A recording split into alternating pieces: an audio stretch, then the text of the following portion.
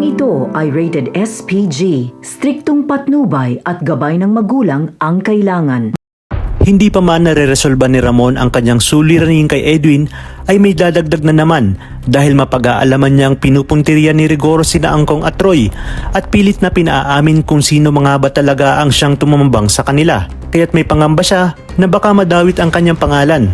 Agad niya ngang inutusan si Severino na utusan ang mga tao nito upang magmanman sa ospital kung nasaan sina Roy at Angkong at pag may pagkakataon mano ay itakas nila ito.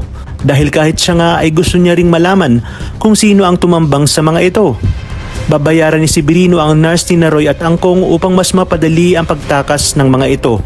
Kaya naman hindi sila nabigo at naisahan na naman ang mga pulis na nagbabantay sa mga ito.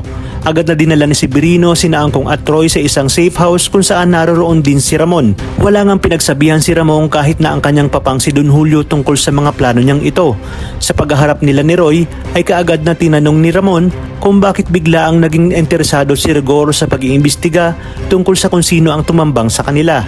Dito na nga sinabi ni Roy na hindi niya alam, pero alam niya umano na si Mr. Salazar ang nag-utos upang tambangan sila. Inamin niya nga kay Ramon na inonsi nila si Mr. Salazar at pinagnakawan ng pera upang maipangbayad nga kay Ramon. Nagawa pa umano nilang mapatay ang anak nito kaya't sigurado siya na naghihiganti itong si Mr. Salazar. Dagdag pa nga ni Roy na nakita niya umano kung sino ang tumamban sa kanya na siya nga ring daw nagnakaw sa kanilang mansyon.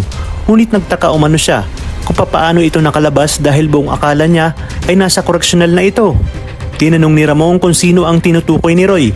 Dito na nga sinabi ni Roy ang pangalang Tanggol na minsan niya nang nakabangga sa Quiapo at nakitaan niya ng galaw at galing sa pakikipaglaban. Kaya kinuha niya itong tao na siyang magdi-deliver ng mga kargamento sa mga kliyente. Iginiit pa ni Roy na ang mismong ama ni Tanggol na si Rigor de Magiba ang siyang nagpakulong at nakabaril kay Tanggol.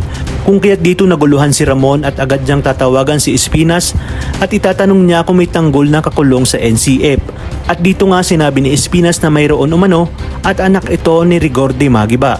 Dahil sa mga nalaman ni Ramon ay napagtagpi-tagpi niya ang buong katotohanan na marahil ang Tanggol na nakakulong ang kanyang tunay na anak at ang ipinakilala sa kanya ni Olga ay impostor.